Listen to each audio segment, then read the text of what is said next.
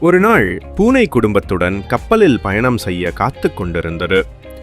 எதிர்பாராத விதமாக கணவனுக்கு வேறு ஒரு வேலை வந்தது. ஆகையால் தன்னுடைய மனைவியையும் தன்னுடைய குழந்தையையும் அந்த கப்பலில் பயணம் செய்வதற்காக அவர் அனுப்பி வைத்தார். பலவித அழகான சுவாரஸ்யமான விஷயங்களை கண்டு களித்துக் கொண்டு மகிழ்ச்சியுடன் பயணித்துக் கொண்டிருந்தனர். எதிர்பாராத விதமாக சூறாவளி ஒன்று கப்பலின் அடிப்புறமாக வந்து கப்பலை தாக்கியது. அதனால் கப்பல் மிகுந்த சேதாரத்துக்கு உள்ளாக்கப்பட்டு கப்பலில் உள்ள அனைவரும் உயிரை போராடி காப்பாற்றிக் கொண்டிருந்தனர்.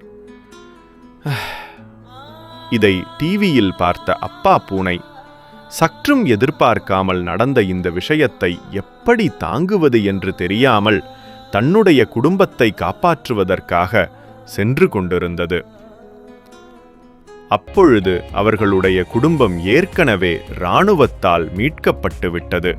ஆகையால் எப்பொழுதும் பொதுநலத்துடன் நாம் வாழ வேண்டும்